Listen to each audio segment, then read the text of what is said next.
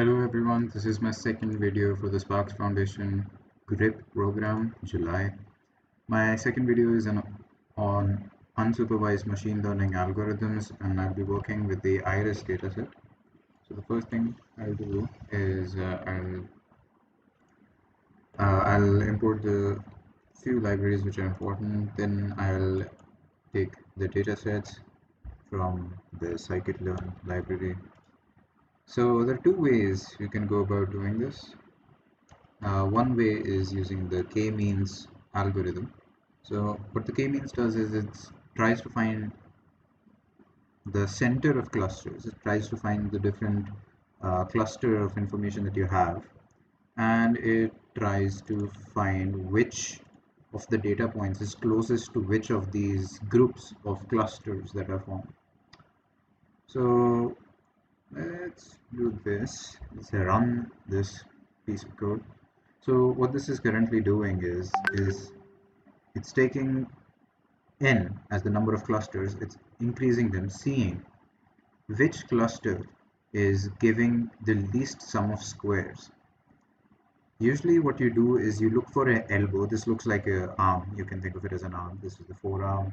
This is the upper arm. So you're trying to find a number which would represent an elbow, because as you keep on increasing the number of clusters, you're eventually going to have the least sum of squares equal to 0. So that's not ideal. That's every cluster will be the 1.1 data point itself, which is not what we want. So here it looks like 3 is the right choice. So you can see I've taken the number of clusters equal to 3. So another thing that I did not talk about is talking about the principal component analysis. Since we can see that this data is not two-dimensional, you can use principal component analysis to convert it into a 2D space and use it to better visualize the data and better understand what is happening. First, let's do it without PCA, and we can see that the 3 clusters formed are represented as such in a 2D. You can see that the red dots, the cluster of red, indicate the setosa, the blue vesicular, and the green virginica. We can do the same using PCA, and you can see that it definitely gives very different diagram, very different chart, very differently visualized, but you can see still 3 clusters are formed. The other method of doing such a thing is using the hierarchical clustering algorithm.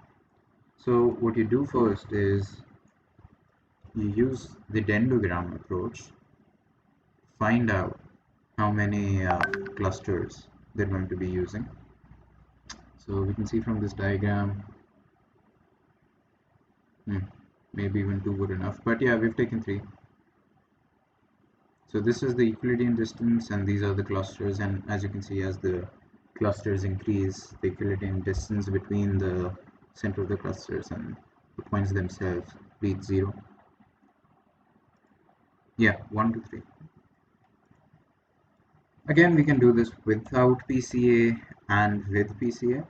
You will realize that the diagrams that we get by using the hierarchical clustering and the k-means clustering are the same, because they're from the same data set. That is all for the second video. I'll see you in the next one. Bye.